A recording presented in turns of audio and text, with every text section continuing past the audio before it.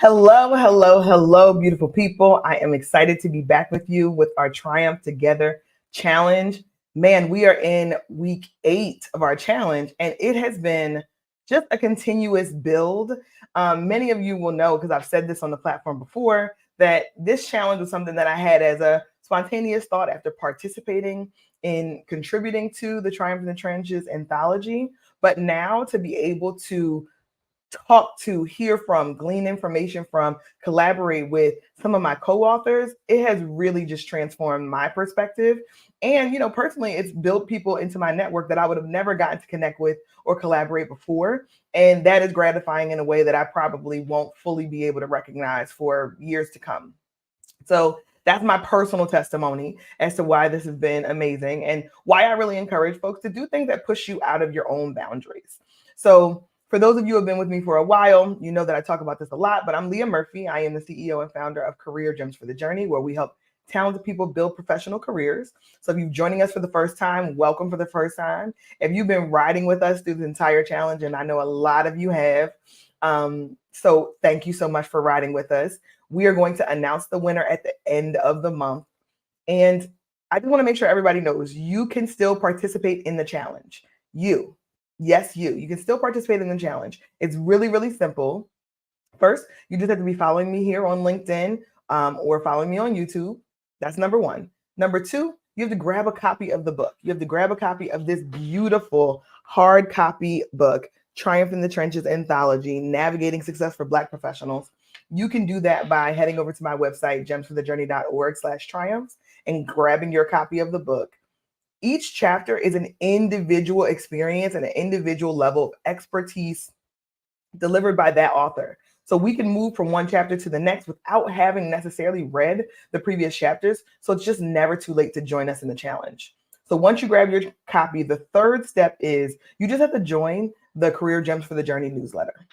Head over to the gemsforthejourney.org, join our newsletter. We will have your contact information. That way we can reach out to you and connect to you to let you know that you won the challenge, and then jump right in with us, because every week we are getting some new insights, just a richer, more in-depth discussion from this book and from this experience.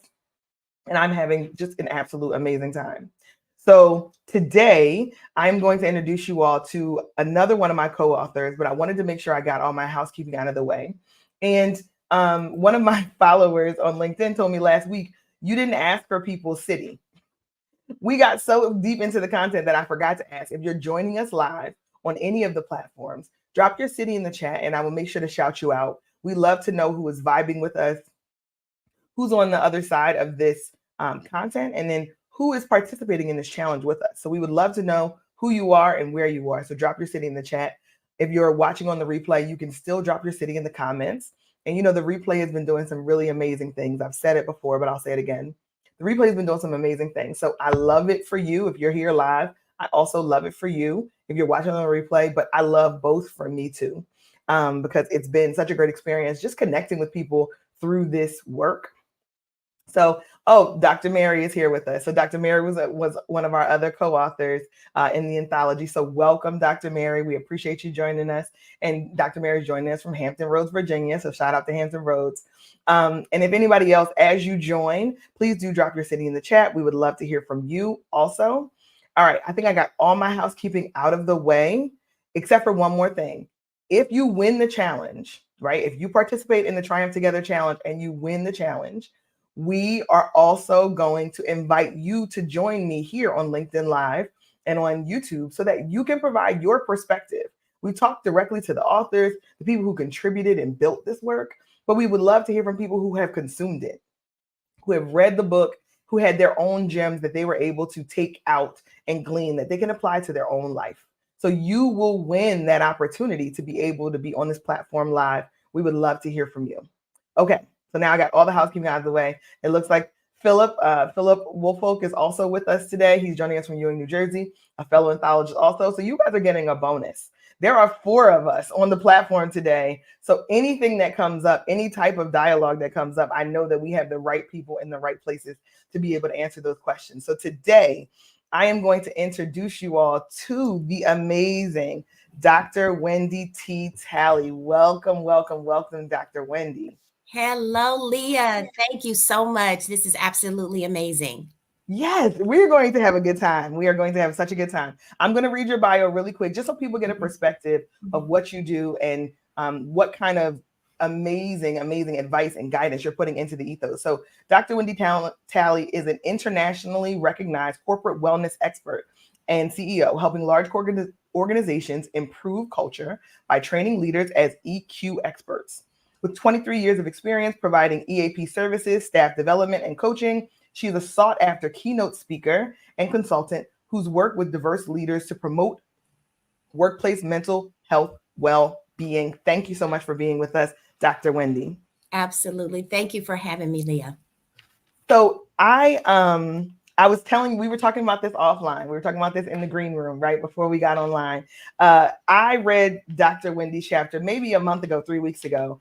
And guys, I have to just be honest. There were so many areas. And for those of you who are not looking at us live, I had to highlight so many parts of her chapter because she brought so many gems. So many gems. So this is going to be a great conversation, one that you're going to want to share with other people. Anyone who you're thinking about who needs some solid foundational coaching, human resources advice, Dr. Wendy has the goods and has the credibility and the receipts for all of it. So, Dr. Wendy, let's start off slow. We talked about your chapter, and the title is Unmasking Microaggressions. I'm sorry, Intent versus Impact, Unmasking Microaggressions.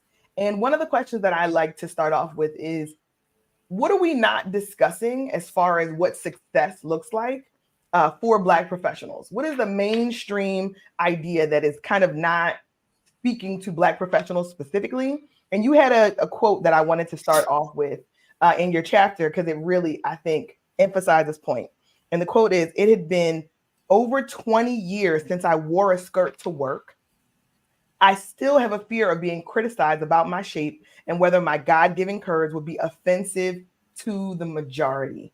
And I wanted to read that quote because I think there's so many people who are struggling with what professional looks like. Mhm. So many Black women specifically speaking to that. So Yes. tell me just about why you wanted to make sure you included that in your chapter and how the mainstream really isn't talking about it. Well, I'm glad you picked that specific thing because that is tied to a lot of Black professional success. You know, when we talk about other cultures, especially the majority of cultures, when it comes to white European, it's not so much about their appearance in the sense of their shape. Right. And and how they actually move in the world. It's just them showing up and just being who they are authentically. Right. Whether they have Mhm. a degree or not, you're automatically placed in this upper echelon of things just because of the fact that you belong to a particular favorite group. Now, when you talk about people in marginalized communities, people of color, and different languages and all over parts of the world, we have to show up successfully a little differently. And Mhm. we don't even get the opportunity to have, your degrees admired, your accomplishments even acknowledged, things like that, that you're just in the room. We even start off with, what kind of shoes is she wearing? Is her toes painted? How much Mm. weight is she carrying? Does she have on the right clothing to fit her? What does her hair look like? Is it natural? Is it, straight? All these different things. What nails is she wearing? What color? All of these different things. Oh, and by the way, she's a doctor. Oh, by the way, she's an esquire. Oh, by the way. And I Mm. think that for us, when it comes to success, when I said that it took me over 20 years to wear a skirt to work, is because my success was tied to how my body was impacting other people around me and how they saw me, regardless of what it was, that I was bringing to the table. And I think for a lot of, people of color, especially Black professionals, we have to go that extra mile. So, success, a lot of times, we first start off with our looks, and that is not what we should be looking at. But in reality, it's that globally. So I think the reason why it resonated with me is because I personally had a similar experience. Mhm. Not that I didn't wear a dress, but I wore dresses at work, and it started discussions that I didn't understand why discussions were being had. I worked in a male dominated function. I'm an engineer by trade. I work with all engineers. So you can never wear, you have to be very strict about what you wear standards wise when you're on a job site. But when you're in the office, I thought I'm in the office. I wanted to be professional. I remember wearing a dress to work and people literally asking me where I was going. Like coming to work wasn't. So and here I am, in my late 20s and completely confused about why what I was wearing needed to be dialogued about versus my peers. And what I realized in that moment was it was a trigger for me to then say, okay, well, then maybe I need to conform, right? That was what the microaggression or what the signals were sending me. You need to conform. We don't do this, right? And you're doing it. So let's guide you back along the path. But then on the flip side, I had this, I would have these stressful moments in getting ready for work on a regular basis. Like, do I need to buy all the things that are going to allow me to fit in with my coworkers? So those kinds of things I think are happening very regularly. Yes. My co-host and I on the Career Gems for the Journey podcast had a whole discussion about how do you wear your hair? Are these things accessible to you? Is full authenticity in the workplace in the way that you feel most comfortable? Is that accessible to you? Or does that come with a cost to your career, to your reputation, to people's perception of you, even though you're just being yourself and as professional as what we would deem important, but not mindful in the way that does it offend other people. So it just becomes a burden. It becomes a burden and a responsibility that is put upon the people of color, especially women, to try to address, but it's exhausting and it requires extra energy. So I'm so glad you included it because I think there's a subtext that all of us, kind of talk about or will gesture with. And it would make me go out of my way in the workplace when I would see Black women expressing themselves in a way that I thought was stylish or interesting or unique. It would make me go out of my way to compliment them, to build them up, to lift them up, to acknowledge them, because I wanted to make sure that they didn't feel how I felt when my coworkers had questions about what I was wearing. So yeah, you talk about it being exhausting, always having to worry about your income and how it may be attached to the size of your ass. Now that's a quote. That is a quote. So I think it was really important. But then you talk about mispronunciation of names. Yes. And how mispronunciation of names and the lack of effort really shows up as a sincere microaggression for people. And I think that you're going to set somebody free today. Yes. But you're going to set somebody free, whether you're a leader of people and you're trying to figure out what are the important things that I need to do in order to make my people feel included. How do I go about it? You're going to give them some gems today. So just talk a little bit about the importance of identity in a name and how mispronunciation completely goes against that. Absolutely. And that ties in and moves right into the idea of success and the level of appearance, because when we talk about that frustration, that even leads to when people feel frustrated that you may have a very sophisticated name, a name that may not always be revealing for the tongue. That's the title of that section, Rolling of the Tongue, is that, there are names that I cannot pronounce. And so what you want to do to make sure that you respect a person, you can say, you know what, my tongue is not sophisticated. Can you educate me on how to pronounce your name? And then make those things a practice. If you know them ahead of time, if you can get somebody to help you to be able to do those things, that in itself lets a person know you care enough about me to study me, to respect me and honor my space and create a safe space, not only for the fact of just me showing up and presenting as successful, but that my name is an identification of how I show up in the world. And when we talk about people of color, especially folks from African descent and different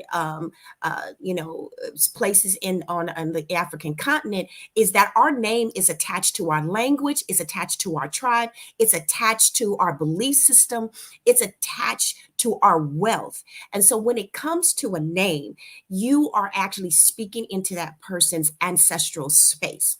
And so when you have those names, and I really want leaders to really understand this, it's okay to ask for assistance. Don't assume. Okay. Do not make an attempt unless you have actually been educated on how to do those things, right?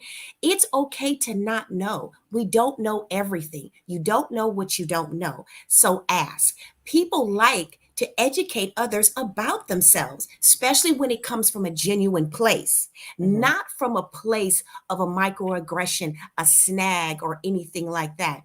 So a name is attached to who you are and how you show up in the world. And guess where that starts out with?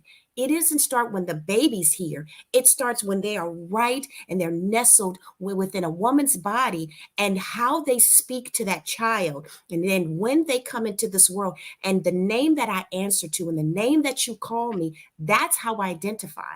And so the name really sets in motion who you are when you walk into the world.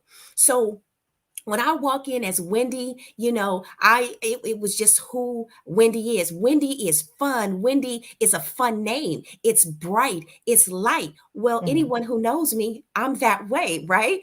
I'm bright. I'm bubbly. I'm Wendy, right? And so, however you show up in your name, that is something I think leaders and corporate environments really need to respect that and just take time to practice, right? And Yeah. if it seems as something that is very difficult for you, then talk to the person about how can you help me, advance this? But don't just mumble it. Don't let it roll through your tongue or, whatever the person's name is. And just because their last name may be sophisticated, but their first name is easy. But just like when you said when we first started, how would you like for me to address you, Dr. Wendy or Dr. Tally, right? Mhm. And that shows level of respect, Yeah. right? And so I think that's something we need to pay attention to because microaggressions and the disrespect in a name is very, very powerful.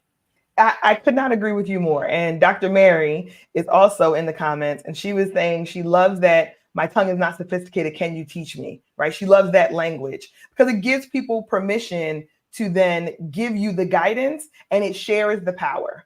A lot of times, the Absolutely. people who are in power, who are influenced, are the ones who are called upon to make that kind of extra gesture to be thoughtful. And that's why I think you're going to set some people free because it doesn't show that you lack power by giving someone that autonomy on how they want to be identified. It shows that you actually care about that individual. It comes from a place, in my opinion, of mutual respect. I respect you enough to give you whatever it is you are due, whether that's a name, whether that's a pronoun, whether that's a title, whatever, however you want to be identified. To me, I feel like I would love people to come to the place of it costs me nothing, right? It costs me nothing, no dollars, no 10 seconds of time to ask the question. It costs me nothing, but it means so much to the other person. And it's such a significant acknowledgement that I just want leaders who are listening today to just take the time and say, I'm going to be thoughtful and intentional about communicating everyone on my team, everyone I work with, everyone I collaborate with,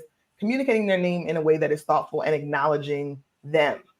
And it means so much. It kind of steps out of the way of what could become a microaggression, even if it's unintentional, right? So you talk about intent, because I love, oh my goodness, I love it um, when opportunities to really help people see how intent is irrelevant in a situation because the outcome still ended up XYZ element of P.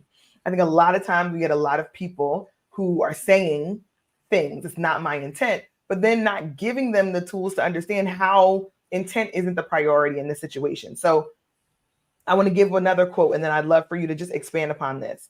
For individuals offering these microaggressions, the shield of intent may provide a false sense of innocence, allowing them to maintain a positive self image despite perpetuating harmful behaviors. What? Like, okay, so this false sense of innocence, allowing them to maintain a positive self-image despite perpetuating harmful behaviors, it was so spot on. I mean, when I tell you the bell rang in my head over and over again, why is it important that you use the language of false sense of innocence, allowing them to maintain a positive self-image? Wow, just even when I wrote it and just hearing you say it, it's just so many things. And I want to give you a story that actually when we got this opportunity to write this, the one thing that came up for me, and it was very emotional, right? That even years later, right, 20 years later, it still impacted me. I'll never forget my first corporate job right out of school, getting my bachelor's degree and getting into the field of mental health and trying to get my feet wet and seeing what that was like.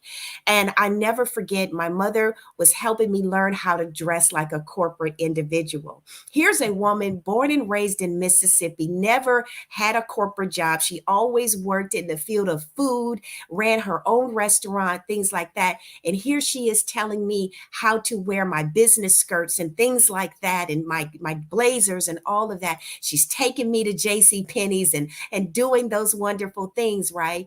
And when we see us, we appreciate us. We appreciate every being. And when you are a person's child, you don't see flaws, right? And so she's making sure that I look clean and polished and all of those different things. And I'll never forget showing up to work, my brand new suit, and I was ready to get my thing going. She bought me a cute little briefcase. I had my first cute briefcase, and Oh, I shout walked out to into my mom. I know. She's just everything. I was like I was her little doll, right? Mhm. And so she loves to dress me up. And I walked in there and she made sure that my little hair was done and nice little Mm. bun cut and all of that. And I walked in and I'm ready to go to work, and I did my studies on the organization, and I'm sitting at my desk. I'm sitting straight up at my desk. I'm going through my computers, looking at what my job duties are, filling out all of my paperwork. Everything was Mhm. right. And then all of a sudden, I get a call into the office from the head person of that particular office space. And I'm Mm. excited. I'm like, okay, what's my first assignment? I sit down, I fix myself up, and I'm just buzzing. And then all of a sudden, she said, Wendy, your outfit is not appropriate for our environment. Wow. What do you mean it's not appropriate? Well, your skirt seems to fit you in a way that may cause some of the male staff in some of the corporate offices that you're going to be visiting to kind of, picture you a little differently. And so I stood up and I said, my skirt is right at my knees. Problem? What is it? She said, it's just the way that you're dressed. It doesn't seem like it would be very appropriate. Is there a Mm. way that you can kind of tone down your body a little bit so it doesn't, cause a lot of attention? I don't understand. I don't know what you mean by that, right? And so it took me aback and it really hurt my feelings because in all the years of me growing up, I never saw myself as somebody having something wrong Mm. with me. Pay attention to that. Something is wrong with you. And I think a lot of professionals walk into these corporate spaces thinking there's something is wrong with them because just like you said, we don't fit into the corporate culture, the majority corporate culture, we don't fit. And so we downplay ourselves to be able to do that. And I was Yes, ma'am. confused. I talked to my mother about it. She said, you need to call corporate and report this woman. And so I did. This was my first issue at work. Mm. And they had a conversation with her the next day. She came to me and she says, Wendy, that was not my intent to make you feel bad. I was Um, just trying to let you know that, how can I say this? You have a large behind and your skirt is too tight. mm. And I'm like, So, wow. so the part that really makes it so disturbing is there was no effort to actually connect with you first, right? And this is another thing that I feel like any leaders who are listening, any leaders who are trying to figure out, how do I keep talent in my organization? What kind of behaviors, what style of communication, what are the nuggets that are absolutely necessary for me to think about first before I take action? At minimum, to connect with the individual before correcting them, right? Take the time, and we hear this a lot in coaching. When I went through a coaching certification program, It was focusing on connection first. So you can never mask intent when there's no connection. You can never use intent as the only vehicle when there's no connection. You didn't bother to get to know me or to understand a little bit more about me before it was this needs to change immediately. And if not, the implication is there's something wrong with you. So, Exactly. Exactly. That was not my intent, was her intent to harm. And from mhm, woman to woman, she really put in this thing that there was something wrong. So when you mask yourself into a space of being innocent, that you're saying these hurtful things, it is the mhm, thing behind it. What is your intent? Where are you pretty much where you're going with this thing? And I yeah. think a lot of times it discounts the accountability of someone's actions by that comment within itself. And I think we need to hold people accountable because we are grown. We know exactly what you're saying, and Mhm. you meant exactly what you meant. You said what you said, and and honestly, I would feel better in a lot of situations in corporate. In my experience, corporate has this very passive aggressive approach, where people will put themselves in a position to be the victim even though they're the ones who are causing harm. Yes. And I wish, like, if you're a bully, be a bully, right? Like, just be direct with it, because then I can appropriately prepare myself. But when it's masked behind this passive aggressive kind of politeness, back channel style communication, then you're always caught off guard. And that can be so disorienting as a young professional or as a professional who's experienced. So, as we think about giving people feedback, right? If we think about using language to be inclusive, thinking about how to make sure that we acknowledge the humanity in people first, right? And a lot of times there are people who are in manager roles, and this is the part of corporate that I find to be the most um, concerning at this stage. There are people who are in manager roles or leading people or responsible for people, supervisors that have no emotional intelligence. And that lack of emotional intelligence allows them to then maintain, this positive perception of themselves and mask this, but it wasn't my intent. So I really think the discussion around emotional intelligence and people being very prepared to be leaders of people, because you have access to people's very personal life and feelings that could change the trajectory of someone's life or career by saying the wrong thing or not being thoughtful. And then, okay, you make the mistake, you do the wrong thing. Do you ever fully address the mistake that was made or the harm that was done through an apology or some kind of acknowledgement? And that passive aggressive experience that I've had, that never happens, right? It's like you're supposed to move on. You're supposed to have a tougher skin as a professional, and the expectation is all upon you as the individual, which can be harmful, and be long lasting for that individual. So I just really appreciated you pulling that out. Thank you. So you talked about, this is the other one. This is my last quote. I mean, I have more, but it's the last one I'm going to pull out. um, you talked about selective amnesia microaggression, and I had never heard that term before. So if you could educate us, I'll read the definition that you shared, but if you could Mhm. educate us on this type of microaggression and how people can identify it for themselves. So I'd love to hear from you the how. This form of discrimination manifests when individuals conveniently forget or overlook the contribution of professionals of color during discussions or acknowledgments, perpetuating a cycle of omission that hinders progress towards diversity and inclusion. Oh my gosh, another bell ring situation. So, talk to us about how can people really get to the point where they can use this language? Selective amnesia, microaggression. What are people looking for as they're navigating workplaces? Because I believe it's happening to lots and lots of people.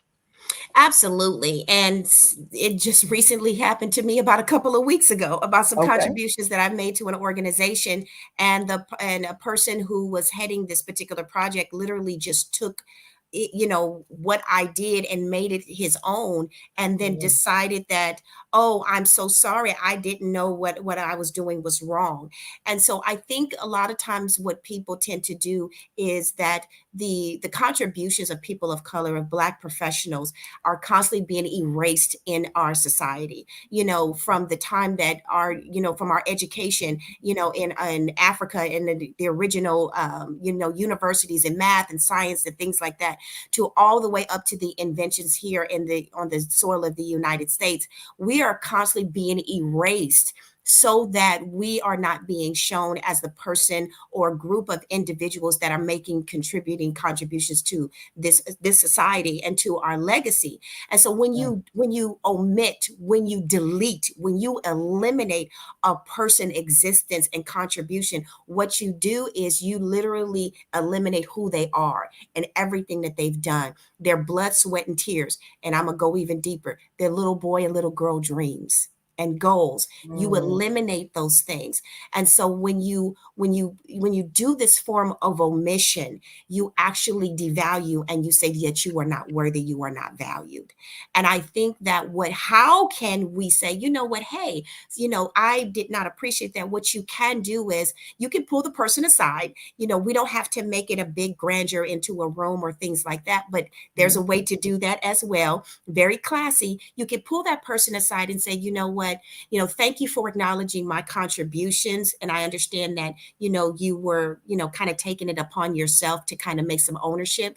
But it would be so kind if you make sure that you acknowledge me in these spaces, because it's Mm. very important to me, and it's tied to my performance and how I show up in this organization, because that's my hard work that you're actually taking upon yourself. And I do that for the organization as a team effort, not an individual effort. So if you can just make those Mm. acknowledgments, that'll be great.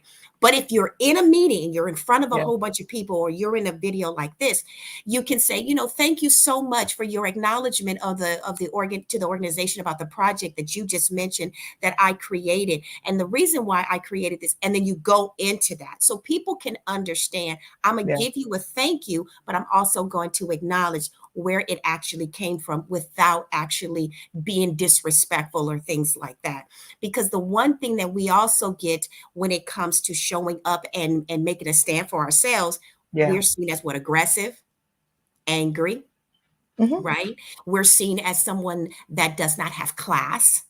We're not civilized because we feel pain, we feel hurt, we feel disrespected, and we want to acknowledge that.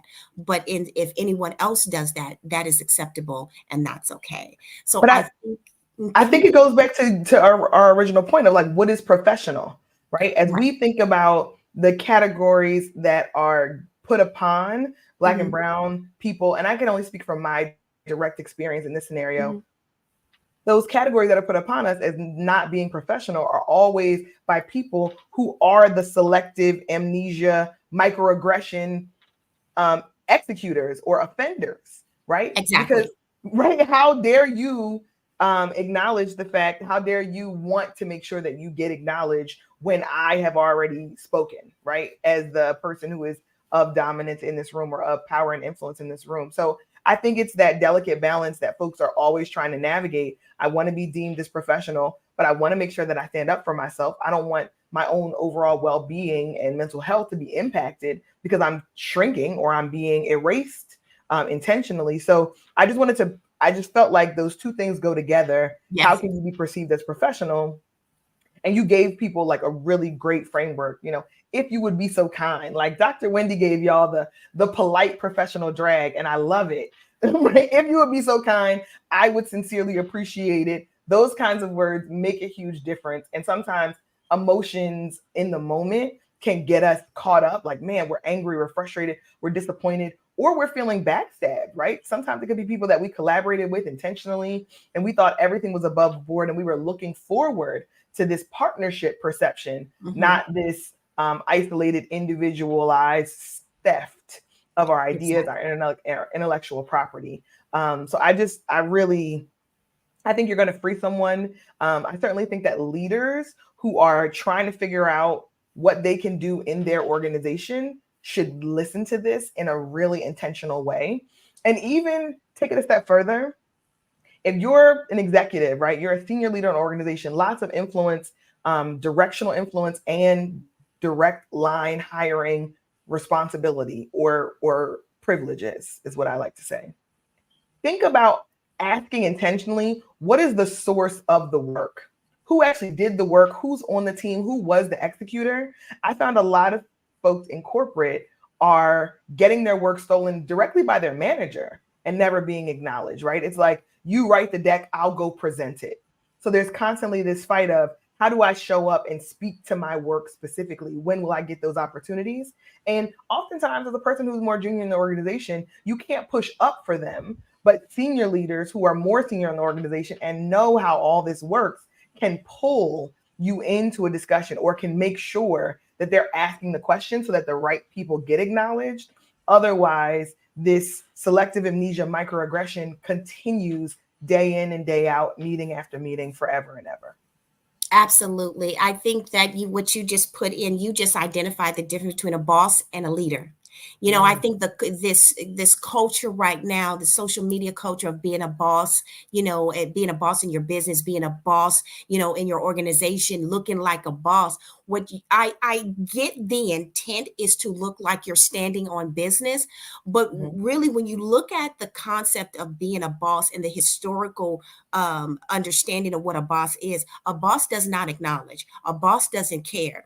A mhm, boss looks at his or her employees as just anybody that they can replace. They're just a number, they're just a body, and they don't mhm, care about how they feel. They just want their bottom line so they can get their bonus and use you up, throw you out, and all of that. But leaders, and I love leaders, and you and I are leaders in this game, is that we like to be able to cultivate a sense of collective success, a for sure. cohesiveness of teamwork, where a leader will give the acknowledgement to their team, give their acknowledgement to the people that contributed, because they are leading other people into their greatness, right? Yeah. Then you look amazing, your team looks amazing, your department looks amazing, and your bottom line is reached as an organization. And I think we need to understand and choose ye this day if you're going to be a boss or if you're going to be a leader. But not only that, an effective leader, an EQ leader that will definitely begin to eliminate these microaggressions and tell these bosses who use selective amnesia and grab their pearls when they're called upon and say that was not my intent, so they can get away from accountability. We don't want this in our organization anymore. You either have to rise up or you're going to have to get out. So first of all, not that you went back to, you gave me a little bit of Bible. I heard a little bit of like King James version, ye today. I was like, oh, where are we going with this? I love that. I absolutely love that. Gathering them up, right? You giving them the professional drag. And a lot of this needs to be discussed. And that's why I thought this Triumph Together challenge has been so important, because there's all of these topics that we understand are happening in these organizations. And, we nod and wink when we walk past each other in the hallway as a form of acknowledgement. But sometimes we don't get to give these full sunlight. We don't get to give these kinds of discussions full sunlight. And young people early in career or people who are late in their career are thinking, it's just me. I'm the only one who's experiencing it. I'm the one who needs to change. I got to figure out how to adjust, or I need to leave. I'll go to another organization and maybe it'll be better. And what we're saying is, if you choose to stay in the organization that you're in, we want you to go into that eyes wide open. We want you to know the choices that you're making and know the type of interactions that you may experience in the workplace. And I don't even say may, it's guaranteed. Some of this, right? From 22 authors, everyone comes from different sectors. They come from different industries. Every sector is represented in this book. So there's so many gems here that will apply directly to the reader's career and their experience. And we want you to go in eyes wide open. We want you to feel like you have an advisor and a coach in the book, right? And if you don't do anything else, thinking about how you can open your own eyes to this perspective and experiences you may be having, but also give yourself some grace. It's not you. We are experiencing these things. Dr. Wendy and I don't work in the same industry, have never crossed paths, but the parallels are uncanny. So that's because we share being Black women working in professional spaces. So I just love this resource as a tool for people to go in, digest, and say, I've had this experience. Like Dr. Mary and Philip have been in the chat, hijacking. They have their ideas hijacked. They mention the same thing. Somebody else gets credit for it. It's happened over and over again, right? So now we're talking about 4 different people who work in completely different sectors of, government, professional services, corporate America, nonprofit, academia, and are having similar experiences. So I think it sets people free to know it's not just them, and that they also have a resource like this Triumph in the Trenches anthology to help for them to see it's not just them, but also to open their eyes to what needs to be done. So what needs to be done in order to prepare to navigate these spaces. And you talk a lot about coaching and emotional intelligence and how important it is for leaders to have advisors who are supporting them and kind of in their corner. And I would love to hear more about the work that you're doing to advise professionals. But the one thing that I often realize when I'm talking to Black and Brown people as an executive coach and I'm working directly with clients, lots of the leaders that you may be observing who don't look like you have a stacked deck of resources, whether it's a budget that is padded with additional dollars for them to be able to invest as necessary, whether it's a consultant that may be supporting them, giving them some inside information, doing deep research, providing, the kind of the behind the curtain perspective, whether it's an executive coach who is helping them to develop their skills, develop a poise, manage their executive presence, whether it's a PR person who's literally pitching their story to publications to help craft their image. These things don't happen by circumstance. These things happen when they're being set up to be successful. So I wanted to hear your build on top of that, Dr. Wendy, as you're seeing leaders that you're bringing through your leadership academy and what they should be thinking about if you're going to stay in these corporate spaces and you're going to navigate these ladders. What should folks be doing? How should they be investing in themselves to be successful?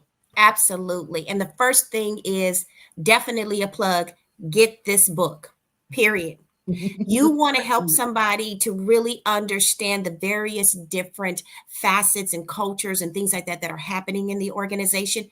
Get them this book. Get them this book so that you can be able to utilize this as a reading tool and a tool to help them build themselves to be a leader in multi frameworks and in multi areas and things like that, nationally and internationally, right? Because a lot of the authors here, they come from all over the world as well with those experiences. So definitely you want to be able to do that. And I can't emphasize enough, every leader must have a team. They got to have that PR person to really understand you as a brand. They got to have, a consultant that will help them learn those balances. Through my leadership academy, what we do is we talk about different pillars. We have 12 pillars that we work with leaders on how to balance their personal life and their corporate life, and really understanding how do you show up personally in your community and also too at the workspace. You are a brand, whether you are sitting at home watching Netflix or are you right there, on taking a first class flight to the next business meeting. You are constantly a brand. And I think that we tend to forget the higher up we go, we don't need any help. You're going to always need to be fine tuned and all of that. But as a mental health professional, 23 years in this game, I have seen a lot of professionals suffer in silence. You do not have to suffer in silence on trying to figure out what am I supposed to do. And so I think that if you just take the time and invest, people don't know this. All leaders, listen to me carefully. Go to your HR department, okay, and ask them, I need the budget. I need you to get a Leah Murphy. I need you to get a Dr. Wendy Talley into this organization. I need them to create a mentoring program, a consultant. We have a group of leaders. We need to rise them up to be able to do those things. Organizations have the budget for that, but a lot of people don't access those things. And I think that we need to be able to do that in order to make sure that we are constantly growing leaders, but also too that we're pointing to the future of leaders as well. So I Could not agree with you more. I think there are organizations who are doing the right thing as far as investing in talent and bringing in resources like you, like me, like others who are a part of this anthology. James Bumpus is also doing some similar work. So there are lots of folks and names that I'm probably forgetting to mention. In the organizations that are doing it, I'm seeing them win the war on talent. I'm seeing them being able to retain talent for longer. Now, this job market and the market that we're in now is definitely topsy-turvy. So people are going to be more likely to stay. But people who want to stay and be happy and grow and contribute to the organization at the highest level, those are people who are being invested in. They're people who are being coached. They're people who are being developed. They're people who are given challenging opportunities, people who are allowed to fail, make mistakes, and still have the appropriate resources to be protected, right? Because everyone should have the ability to be psychologically safe to take the risk. That's how big bets and innovation happen in organizations. So I love that you called that out, because the organizations that are doing it right, I'm seeing their people, and those people are locked in and they are happy with the work that they're doing. But I'm also seeing organizations that are under investing, not doing the work to develop their people, and they have a leaky bucket where people are leaving their organization as quickly as they join, and they don't realize it directly affects their bottom line. Hiring, having openings on your books, all of those things go back to the bottom line. So it's not just a nice to have, it's a business imperative. If you want to continue to compete and do well in the talent marketplace, early career all the way through vice president, these types of programs and investments into emotional intelligence, executive presence, coaching, all of the things that we recognize in great leaders, those things don't just happen. They were designed in, they were invested in, and an organization said, this is the person that we want to invest in. But a number of my clients are doing the work as an individual. They're investing in themselves. They are saying, the organization may not be willing to make that investment in me. And that's unfortunate, but it doesn't mean that I don't see the value in it. So there's this two pathways that you can potentially take. And I think leaders who are getting those resources, like you said, have that team, you see them, you see what's happening, you see the secret sauce that is being spread upon their success. And that's because they've been set up to be successful, where oftentimes we don't even recognize these resources are out there. We have no idea that these things are happening behind the scenes. So I love that we're able to come on these kinds of platforms to share and make sure that folks get the tea, right? Like, this is what's happening. These are the people who are successful. You want to name them? They've had a coach for 5 years. They've had a consultant working for them for 6 years. They also have, an extra $200,000 in their budget to be able to do offsites and professional development and all of those things. So, man, Dr. Wendy, you and I could go on. Like, we could definitely go on.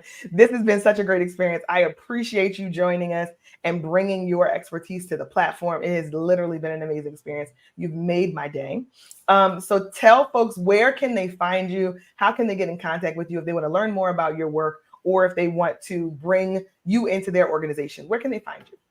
Absolutely. You can definitely find me here on LinkedIn. LinkedIn is definitely where a lot of our working professionals can really tap into some great talent. So look me up as Wendy Talley, DSW, LCSW. I'm right here on LinkedIn, and my website link is right there.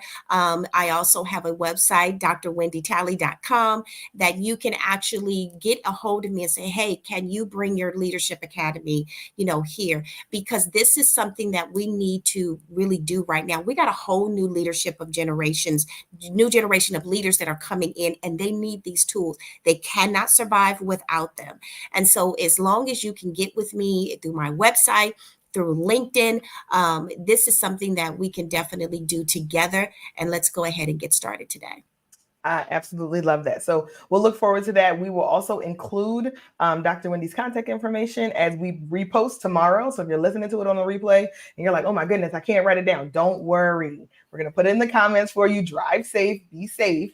We're going to make sure that you can get in contact with her. It has been amazing. Thank you guys so much for riding with us today. Thanks. Shout out to Philip and Dr. Mary, our co-authors, who have been keeping the chat on fire and really contributing to this discussion. You guys have been amazing. We appreciate you joining us, and we look forward to you joining us next week. We're going to have another co-author join us in the Triumph Together challenge, and it's just going to continue to build. You don't want to miss this. Join our challenge now. We're going to be rounding up. We only have a few more chapters to go, but it's going to be great all the way through. So looking forward to that. I will see you next Tuesday at 12 p.m. Eastern Standard Time. Until then, make your journey work for you.